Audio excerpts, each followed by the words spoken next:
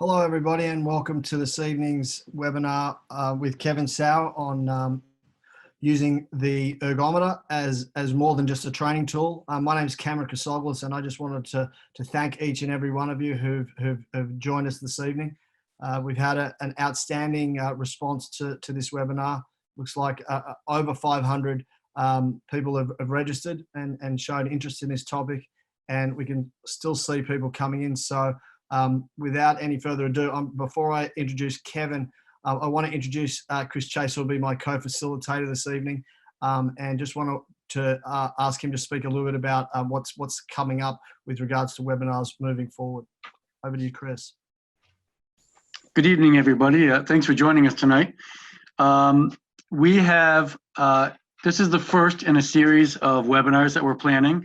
We have a really bold plan to churn out 48 of these to help us all get through together, get through the quarantine that we're all in right now. So the first 3 are this week, and then we will be announcing the following weeks regularly. Tomorrow night we have the next one, which will be on training zones. Greg Hughes from Princeton will be presenting on training zones and why they're important. And then on Friday, for those of you who are involved with club management, it will be on sharing ideas and how clubs can get through these tough months that we're in right now and that we're facing in front of us, especially where it concerns staffing, keeping your staff engaged and keeping them hopefully paid so that they can continue to follow their passion. So I don't want to hold Kevin up, so looking forward to it. Hope everybody has a great time. Thanks, Chris. And this evening there's probably more states and represented from around the country, with 59% of you as rowers. There's a good portion of you as coaches, and an interesting balance of masters representatives as well as high school people online. Even some national team aspirants as well. So plenty of people with multiple roles, both as rowers and coaches and coxswains at all kinds of levels. So Kevin, we're about to hand it over to you. Kevin Sauer is very well known. And has a great reputation, not only as an on-the-water coach, but as someone that has produced a lot of great athletes, multiple national championships with the University of Virginia, national teams at the under-23 and senior team level. And Kevin, I think we had a pretty good time down there in Rio back in 2016. It feels like a long time ago with all that's going on right now. But on behalf of everybody online, Kevin, I want to welcome you and thank you for the time that you put in already for preparing for this session.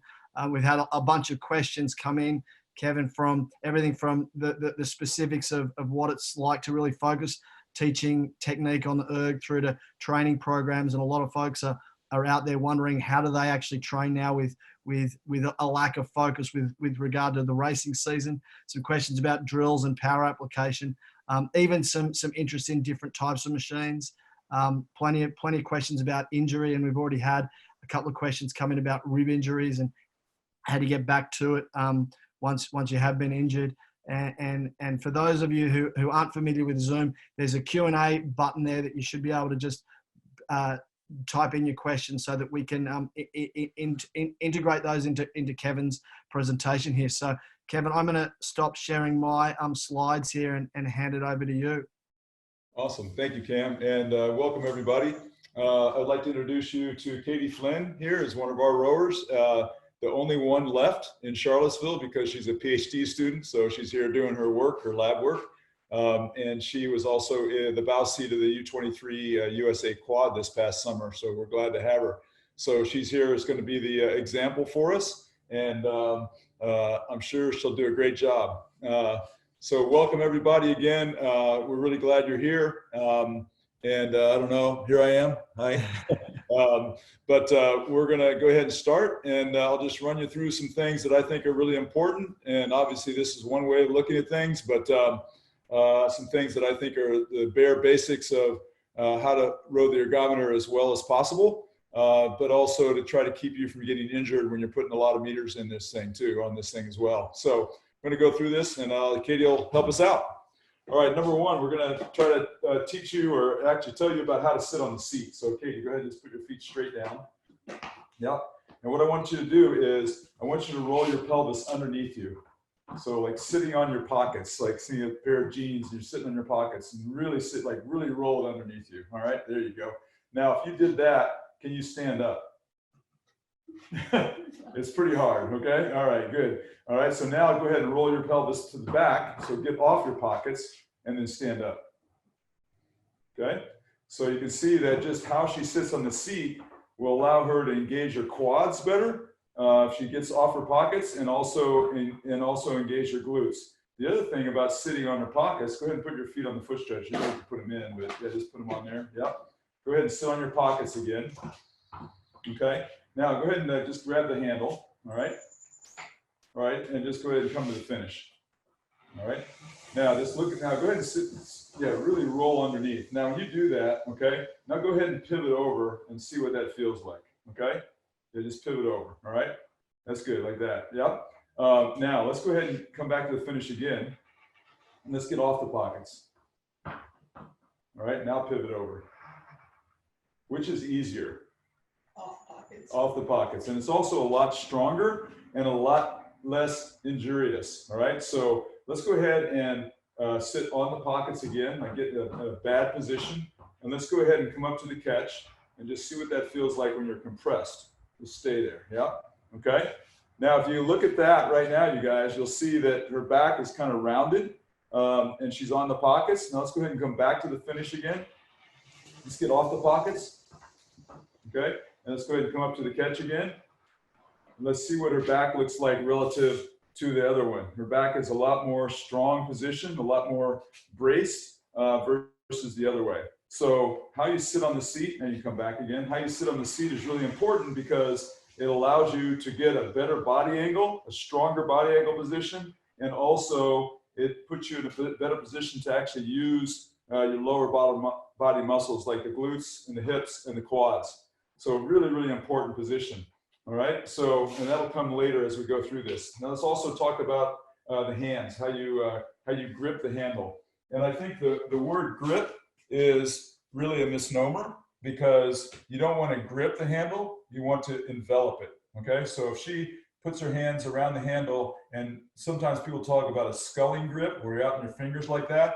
Well, if you pull like that, then that's not a very strong position. So we tell people to envelop the handle, so all the way around, so that hopefully, depending on your hand size, the wrist is higher than the back of the hand, and that you're pulling against this digit right here between this major knuckle and this one versus like that. Okay, that's a lot weaker. And so we want people around the handle like that, enveloping the handle, but not gripping it. And the sure sign to see that you want to look for is look for white knuckles. So if she grips it really tight, you see her knuckles start to whiten up, all right? And then you'll start to get tendonitis and all sorts of things like that. So you want to envelop the handle without gripping it too tight. So a real good test is enveloping it. If she's enveloping it, I can do that, right?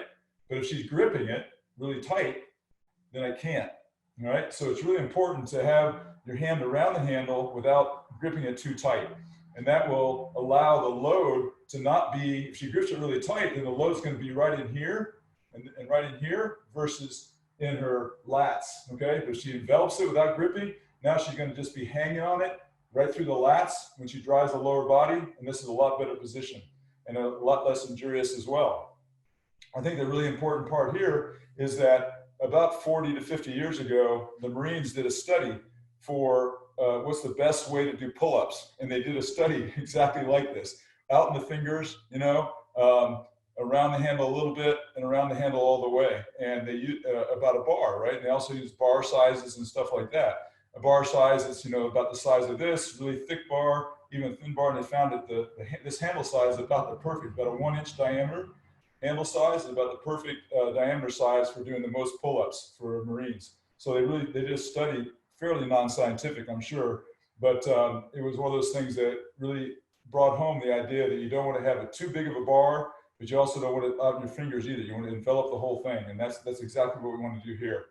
So that's number 2, point of contact. So the seat, the hands, and then the feet. So you can just get rid of this for a second. Okay, so if she comes up to the catch, all right, and if you'll look at her feet, can you see that? Can you see her heels? Yeah, okay. You can see her heels. So she's all the way compressed, all right? A little bit further forward, even a little bit over compressed. It's okay right now for this example. You can see that her heels are about an inch, inch and a half from the footboards. There's very few people that can come all the way into a full compression like that and still have their heels down. But if she slow motion drives, stop, okay? So you're looking at about 3/4 slide, she has her heels all the way down. So we don't want to just row 3/4 slide, obviously, but we do want to come up a little bit more. But she does, when she first drives, she wants to drive the heels down as soon as possible. Then that engages her glutes and her quads more than her calves, all right? So she stays on the balls of her feet longer. So just do it like a slow motion drive and stay on the ball of your feet without the heels coming down. Now she's not using her glutes and her quads as well. So the contact, she's using her calves more. She can feel that, right? So we've done that in clinics before where we have people stand up and actually do a squat on their balls of their feet, and it's not as powerful. So we ask them to drive their heels down as soon as possible on the footboards. And it's just like the weight room, do the same thing in a squat. So it's very similar to that. So getting your heels driven down as soon as possible, even if you have to come up on the balls of your feet at full compression, you can also just drive and really focus on the heels driving down. So we talk a lot during erg practices, heels, feel the heels right away. So while we're here, I want to do a little promo. So right here, this little item right here for people that overcompress. So Alden makes this, and it's just a little thing called a slide stop, $30, but I used tape before and a tongue depressor with tape on it, stuff like this, but this is $30, clamps on there like that, puts it right there so you don't go too far with the overcompression. So that's something that's would be really handy if you have people that overcompress and get their shins too far over. It gives them a front stop to work off of. Okay, so those are our 3 points of contact. So the hands, the feet, and the seat. So I also want to talk about like how we prepare the body coming into the catch. So we're going to get the handle again. All right, and come down to the finish, and then how she sits. Okay, so walk around here. All right, so she's off the pockets. She's in a really good position, strong position. So we have a mirror here, obviously. We're going to take this away in a second. But if you have a mirror at home, even like this is a pretty big mirror that I made a few years ago for my daughter, but you get even a back of the door mirror type of thing that you could have at home and put it on a couple of boxes so you can line it up for you. And then you could also have it so you can look at it straight on or 45. But if you're looking at it on 90 degrees here, you could put a piece of tape like right here where specific to you to kind of show you where your layback needs to be, right? You could also put a piece of tape, let's go all the way up to the front stocks again. You could also go here and put a piece of tape where your shins are perpendicular if you didn't have a front stop. So you can use the mirror in a myriad of different ways, whether it's side to side or in front of you or 45 degrees. You can move it around to give you some checkpoints so you don't fall into some bad habits, all right? So let's go back to the finish again. Okay, so if you look at her finish position right here, that's a really, really strong position. So I tell people all the time, like, put your head on top of your shoulders, okay? A lot of people have what we call turtling, so do the turtling, right that, okay? And when you do that, your head's gonna cause your upper body to follow it. So it's really important to have your head back, and then your upper body has a chance to be back in a strong position. So if you look at this, this is really, really strong, all right? Her wrists are flat, right? Her elbows aren't too far out. We can do a chicken wing, right? You can't pull like that, or she could pinch herself, right? Really close to the body, right? And that's really hard too. So somewhere it's different for every person, but the elbow's in a place that allow you to pull all the way to that point. You can also see where her handle height is, right? You see a lot of people that on the erg, they pull up over their chest at the end, okay? They do that. Well, look exactly, when she does that, look what happens to her wrists. So she pulls that high, but is she actually pulling on the handle? She's not, because her wrists are in a really weird position and she's lost her position of her hands. So why do that, right? So she comes back to that position. She's really strong, okay? And so what we talk about is you're in a really good position right here. So let's keep that position as we go through the recovery. Obviously with angle and that type of thing, but stay tall and strong, stay really braced. I tell people that I hope it never happens to you, but you should feel like in your abs that somebody's going to hit you, right? If somebody's going to hit you, you're not like opening up your upper body tremendously. You're not slouching over. You're just braced in a really strong position, right? So that's a really good position to be in. So right now, let's just go ahead and just pivot over and extend the arms. Okay? So if she does that, you can see that now she's got a little bit of body angle forward, and she's still got her hands around the handle and the wrists flat, okay? And look how far past her knees are already without the knees even rising. And look at this body angle. It's not a lot at all, right? Okay, so let's just break the knees a little bit and then get more body angle, okay? So now as soon as she breaks her knees and releases the hamstrings, her body angle is probably at what she's gonna get for the rest of the recovery. So without taking a stroke, let's go ahead and go forward, level, level, level, level, keep that body angle, okay? So this is static, you guys. So she's trying to keep her body angle as she compresses her hips forward, okay? Now let's come back in a slow motion all the way to the finish, okay? All right, so for me personally, I teach the arms away and the body over at the same time. Some people teach arms away and then body over. That's a personal choice, but for me, I want people to get the body pivot forward right away. So I teach them to extend the arms and pivot the body at the same time. Neither one are fast, okay? It's just very fluid and easy. Let's do that again. Let's just go back and forth, arms and body over, and just take that stroke, right? And what you're looking for here is that she leans on it a little bit before she draws, right? So hangs on a little bit. So she's getting that body pivot set, and then she leans back, horizontal drive, and then after she feels the back swing, then she draws to finish the stroke. As the back finishes, her arms are still extended a little bit, but then the very last part is the draw of the arms, okay? So just do that for a few strokes. And if you look at the finish position again, right? She just finishes, and then she just lets the body come out and the arms extend. Now, a lot of people are stopping at the finish. Some people don't, but you know, whatever is your personal preference there, you can do it either way. But if you just finish in a good, strong position, and then go ahead and stay continuous now at the finish, right? Strong position right here. She sets her body really well. She starts the position that she starts the recovery from a very strong position. Kevin, I'm wondering if you can just bring the computer back just a little bit so we can see the finish position. It's just a little bit cut off there. I think that's perfect there. That's really good. Okay, good. Yep, that's good. Go ahead.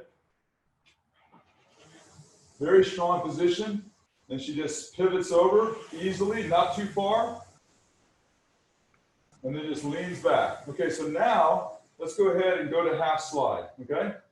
So just go to half slide. So look, let's pause at body angle first, right? So we'll pause there, right? Look at and use the mirror in this situation, right? And then she can check that and say, okay, there's some of my body angle. Now let's go to half slide and pause again. Get a little more body angle. Look at the handle staying level, right? Hands around the handle. Body is still in a really strong position. Shoulders are broad. Okay, this is something Katie worked on all winter because she was jack her shoulders a little bit. Okay, so she was a little bit like this. And so we try to get her to feel her lats more right here. So she lets her shoulders drop and really feel the lats in a strong position. Okay, now she's in all the angle that she's going to need. Okay, and let's go ahead and go up and take the catch and drive it. Just pause 2 places. Body angle, half slide, increase the body angle, hold it, compress. Forward.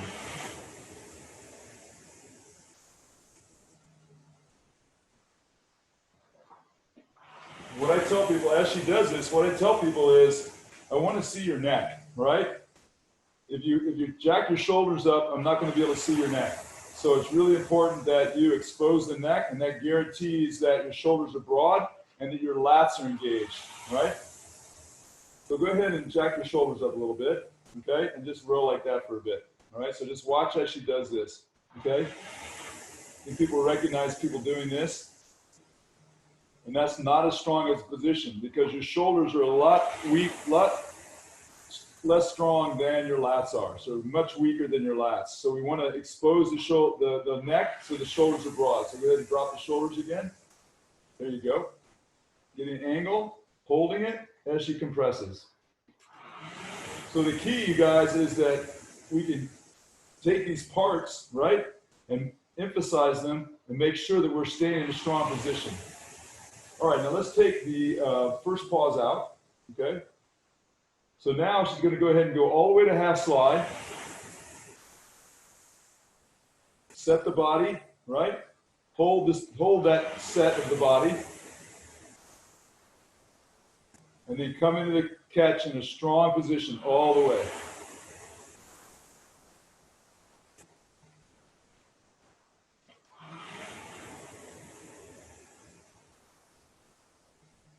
So she sets the body early, body over, arms extend. Good body angle, holds that body angle, comes into the catch, drives. All right, so let's stop for a second. All right, so one thing you may see here is this tennis ball. All right, do you see that on the video okay? Yep. So this tennis ball is there to keep the handle level, to keep the chain level. If we don't have that tennis ball there, a lot of times people will go ahead and go down a little bit. You see a lot of this going down, like as they come into the catch, going down, and then a big loop up. So if we don't have that there, it's a good reminder to keep the handle level as we come forward. So you can take this tennis ball, which are free, just go to any tennis club. Our tennis team gave me a whole box of like 500 tennis balls. They don't use it for one day, right? And just put this, just squeeze it right in here like this, right? And it just gives a really good reference point to not go any lower. The thing you can also do here that's really cool is you can put it behind, outside of that, right? So now when she goes ahead and she drops the handle on that, it'll roll the tennis ball, right? So it's a very good indicator that she's going downhill. And when you go downhill with the handle like that, your body's usually going downhill as well. So that's a really good indicator, a great hack. I didn't come up with this on my own. I saw this on Row 2K and came up with that. So, but I got all those tennis balls. All of our Ergs have them, you know. So it's really good. And what I'll do is, if the kid is still riding the tennis ball, I'll push it out and put it back here, and then it's very obvious that the chain will hit that tennis ball and roll it. And that's a good indicator for them to keep their handle level as they come in.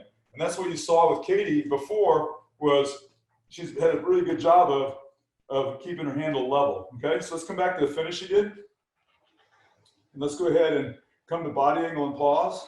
All right, and then let's come to half slide and pause again. Get a little more angle. There you go. Okay, good. Now let's come into the catch and pause.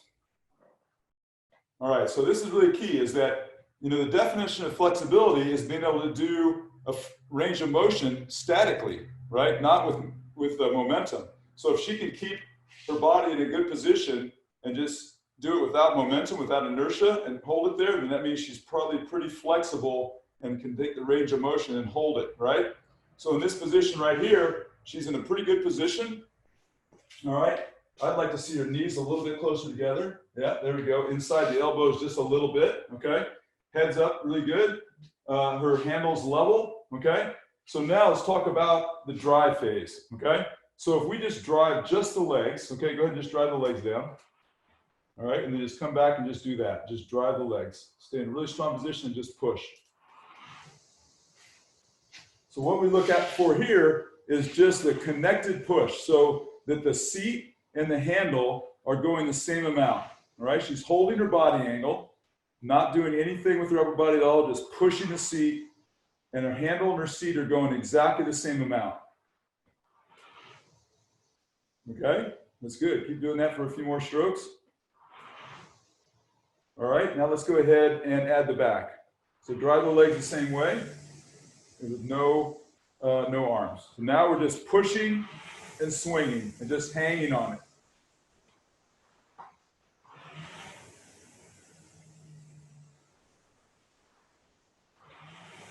So this is a good way, just in the first few minutes of a practice, just to emphasize a really strong position coming into the catch. No dip, no nothing, just staying up, level, handle coming in, push, pry. Okay, and now let's go ahead and add the arms.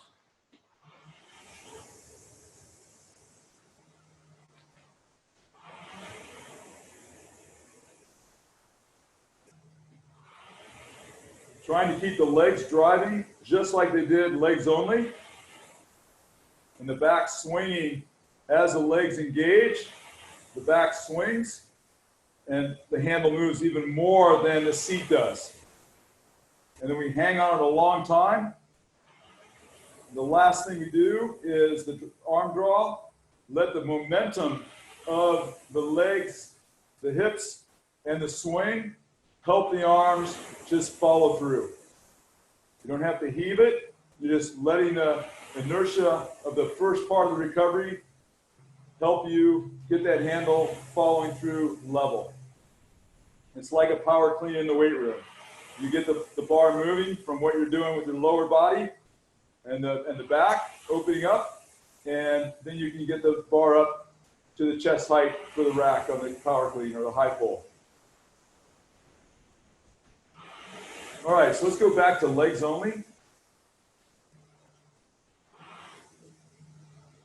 Okay, so if you watch, try to look and see if you see her seat and her handle going about the same. A little bit of shooting butt right there, right? So connect. Yep, make sure your seat and your handle are going the same. There you go. Okay, so let's stop at about halfway. Stop. Okay, even a little bit further forward. Go ahead and take a little bit of a drive and stop like halfway. Stop right there. Okay, so now no body angle at all. Okay, so my theory here, and again, this is different from some people, but what I look for is people are driving your legs and really feeling the hips and the glutes engage. And as soon as they feel that in a horizontal motion, if you can swing horizontally, your handle's going more than the seat. So let's come back up to the catch again, okay?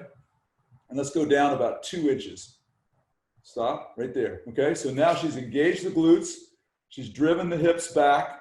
Her handle's still level, okay? Now let's finish the leg drive and start swinging. Like start swinging right at that point, okay? So go about 2 inches, stop. Now the rest of the drive, keep pushing and swing horizontally. Keep pushing and swing, go.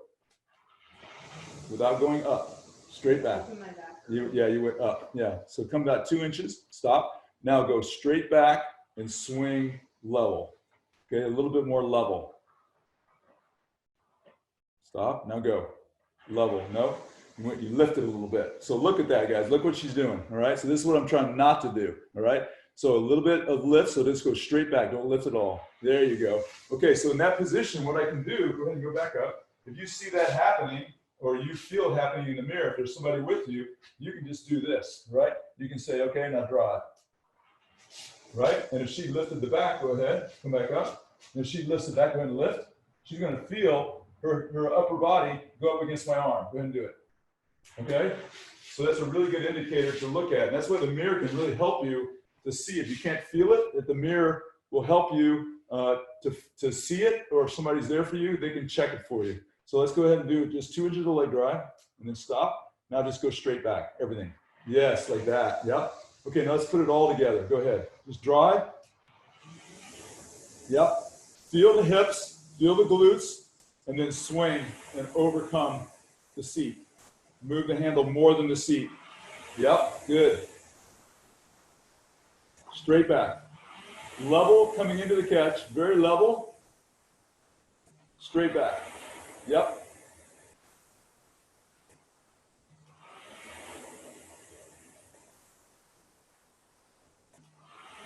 Good, good. Set the body, yeah, hold it. Set it, hold it, stay level, go. All right, so now put a little more on it so they can see when you apply yourself a little bit more. Just the drive, you don't have to go faster on the recovery, just the drive. Everything level, yep, good. Hands around the handle. Everything level. Look how horizontal she is. This is the key. Horizontal both directions on the recovery and the drive. Everything's horizontal. Because the sport is very horizontal. The boats are long, whether it's a single or an 8. So we want to be horizontally long with it. Head spin back well, posture good. All right, one more. Good. Okay, so let's go ahead and do something where we can take the feet out. And what that does for us is helps us. She does a pretty good job of how she like moves the body through the drive. But right at the very end there, when we started going a little harder, she started laying back a little more. Okay, so what the feet out does for us is it really shows us how we exert the pressure on the handle the best way, and we can't lay back too far. So let's go ahead and row like you were before, and just with the feet out. So watch her feet on the footboards. Look at her finish. Her feet are hardly moving at all. And her layback is less than it was with the feet in the straps. We do quite a bit of feet out rowing, and what we're looking for is that eventually that feet out, feet in doesn't matter. Like the split is the same. Doesn't matter. At first, when they first started doing it, it doesn't work so well, and then you just get better and better and better at it. And it's really, really a good drill to show you when to engage different parts of the body. So if you do too much at the beginning, it's not going to work very well. If you really load the front end right there well and get the handle moving, then it's just a follow through. It's not a jerk at the finish. If you don't load the front end very well, then you're going to have to jerk the finish. You feel like you want to get a load back at the finish of the stroke. It's not as effective. So it really focuses on loading the front end, and then you can really just follow through, and your feet can stay down on the footboards. So she does a pretty good job of that. All right, good, thank you. Okay, so there was some questions about injuries. Well, let's go back to how do you teach sweep rowing on an ergometer? Well, that's hard, obviously, but one thing you can do, right, is you can do this as a coach. So you can have them, come up the slide, right, and you can put them in a position, right, that is good as a sweep position. So right here, you can do this. You can't pull on it, but you can obviously put them in a good position so you can see it. Well, on this is like rowing starboard or rowing port. So we show them that, look at their inside arm right here. So I'm a proponent of the inside arm being stretched out, and it forces you to rotate around. So your shoulders are coming around, matching the oar handle like so, okay? So if she broke the inside arm, all right, now she doesn't have to rotate as much, okay? But if she stretches out the inside arm, it forces her to rotation, right? That's really important. And what I talk about, the position coming into the catch is like a rotational deadlift. So it's really important to be in a position where you are, if your body is in a good position with your angle, you're not slouching over, you're not on your pockets, you're sitting tall and strong, brace. Now she's in a really strong position. Her shoulders, you can't see that from here, from the video, but you can see, I can see it right here. Her shoulders and her handle are matched up. So this hand's a little bit higher than this one because it's starboard, right?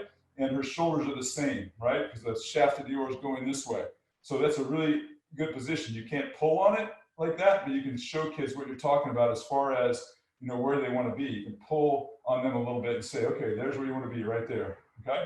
Now you can also just say in this position, you can say, okay, just push back a little bit and feel that connection there, right? And just keep pulling, and then you can like let go of it as they go through. So they come up, and as they come up here, you can take the handle from them, bring it around, and then create a load on it for a little bit, and as it gets through that, you kind of let go at some point. They come around, push. It's a little awkward, but you get the idea. You can do this, you can walk them through it, and then they come around, you can walk them through it. So that's one way, all right? The other thing, another question that somebody asked was, what about injuries, coming back from injuries? Well, if you look over right here, I've got a C2 that I robbed from our indoor facility so I can work out during this Corona time, right? So in the garage here, so I have a C2 bike. I wish I had a C2 ski erg as well, but so sometimes we have to pull people off the erg and have them, biking until their ribs are feeling better or their back's feeling better. We can also have them go on sliders or a dynamic erg versus a static erg. Sometimes that makes it a little bit easier for people for the load of the erg, a static erg load. We can put them on sliders. So we allow people to get on sliders periodically because the load's a little bit different. So those are the kind of things that will make a difference. And we don't want people to, just trudge through an injury. We want to make sure that they're okay So make sure that we have alternative ways to get a good workout, whether it's a ski erg or a bike or a treadmill, going out running, elliptical, whatever it is, that allows them to take a couple of days to let things settle down. But if it's still hurting, like a rib, for example, I just tell people if you breathe deep and it hurts, then your rib's not healing, right? So I don't want you to have any pain at all. So if you have to pant and keep the breaths really shallow, then you do that for a while. So there's a lot of things you can do, and obviously there's a lot of information on that, but I don't want to have people force themselves on the erg and get worse. So we try to kick them off of that and have them do other things. But the biggest thing about injury prevention on the erg, for me, and what I've seen, over the years, is the strong position of the body. If the body's in a strong position coming into the catch, then you're going to be in a lot better shape. You're going to load up the muscles that are the most important. So for example, the hand position that we talked about earlier, if you are out on the fingers like this, or you're gripping it too tight, you're going to put too much of a load here, right? If your shoulders are up in the air, you're going to put a lot of load on the shoulders, right? If your shoulders are down and you take the load into the lats, it's going to be a lot better for you. If you can stay horizontal, right, then you're going to have a lot better situation through the major muscle groups. If you grab at the catch with the elbows, let's do that. If you do that, okay, then you're putting a lot of load both on the elbows, but also on the ribs, okay? So there's a lot of things you can do is to keep the arm stretched out and hang on it. That'll keep you from getting injured. So this recovering to strength, I talk about that all the time. I want you to recover to strength continually in the boat, on the erg, wherever it is, and that will help you avoid injuries the most. And so, recover into a deadlift position. I say all the time that when you have people do a deadlift in the weight room, very rarely do you have somebody like do something wrong in a deadlift. If they got 200 pounds on the bar, they're setting themselves up for it, bracing themselves, getting themselves in a really strong position, and then they're doing it pretty well usually. So we want them to feel the same way. They're recovering to strength all the time. So go ahead and take a few strokes and just reinforce that. So she's recovering to strength, right? All the time, holding that position. If she does that really well, keeps her shoulders broad and loads up the major muscle groups and the hips and the glutes and the quads and the lats, then it's just a matter of loading those muscle groups that can take the load versus the small muscles, the intercostals, the shoulders, the wrists, the elbows, that kind of thing that are not going to be able to take the load time after time after time, stroke after stroke. So if we can recover to strength and keep the body in a strong position, then we're going to be a lot better off avoiding injury and being able to do the meters that we want to do, especially in a time like this when it's all we got. Okay, so how about some other questions? Kevin, some really good stuff there. One of the questions that keeps coming up is in relation to injury. There's a couple of questions about ribs and shoulders, even neck injuries. What do you generally prescribe for your athletes as a way to make sure when they're on the erg they're comfortable but they're in an effective position?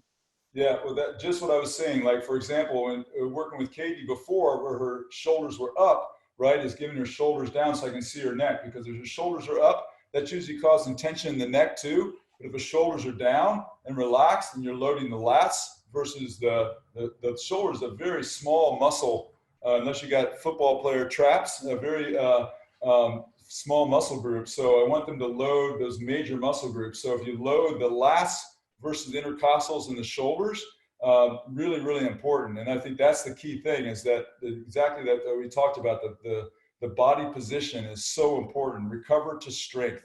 If you recover to weakness, like sitting on your pockets, grabbing with the elbows, slouching over, that kind of stuff, you're going to be in a bad position, whether it's sweep rowing or sculling. So let's just go ahead and put her in a situation right now where let's sit on your pockets, okay? Yep. Let's go ahead and sit to finish, right? And so now let's go ahead in a bad position at the finish. So slouch over, like this way, maybe even like that, like slouch and the head's forward. And this is something I do with kids. Katie's heard this, where a kid came in as a freshman and rowing horribly, and then by February she was rowing pretty well. And I had her in front of everybody row like you did in September. She couldn't even do it, but she got pretty bad.